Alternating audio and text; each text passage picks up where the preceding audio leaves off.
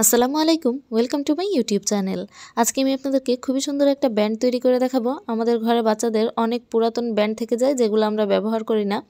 আমি সেই রকম একটা ব্যান্ড নিয়ে নিয়েছি। এই ব্যান্ডটাতে আমি রেশমি সুতা পেঁচিয়ে নিয়েছি।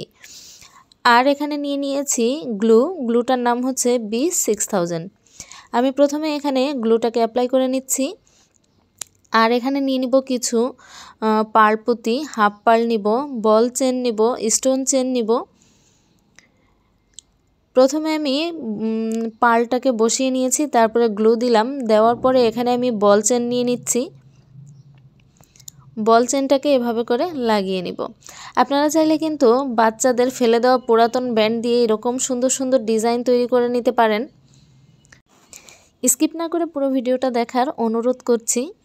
এখানে আমি নিয়ে নিচ্ছি স্টোন চেনটাকে এখন এর পাশে আমি এভাবে করে লাগিয়ে নিব। ভিডিওটা যদি আপনাদের কাছে ভালো লেগে থাকে লাইক করবেন, কমেন্ট করে জানাবেন কেমন লাগলো, এবং আমার চ্যানেলটা সাবস্ক্রাইব করে পাশের বেল আইকনটি অল ক্লিক করে রাখবেন, যাতে আমি কোনো নতুন ভিডিও ছাড়ার সাথে সাথে নোটিফিকেশনটি আপনাদের কাছে পৌঁছে যায়। যারা অলরেডি আমার চ্যানেলটা সাবস্ক্রাইব করেছেন তাদেরকে জানাই অসংখ্য ধন্যবাদ। আমার চ্যানেলে কিন্তু এর আগেও আমি এরকম ব্যান্ডের আরেকটা ভিডিও দিয়েছি, আপনারা চাইলে কিন্তু সেই ভিডিওটাও দেখে নিতে পারেন। এভাবে করে আমি ডিজাইনটা তৈরি করব, আপনারা আমার সাথেই থাকুন এবং দেখতে থাকুন আমি ডিজাইনটা কিভাবে করে তৈরি করছি। এভাবে দেখে কিন্তু আপনারা সেম এই ডিজাইন না হলে আপনাদের পছন্দ মতো ডিজাইন কিন্তু তৈরি করে নিতে পারবেন।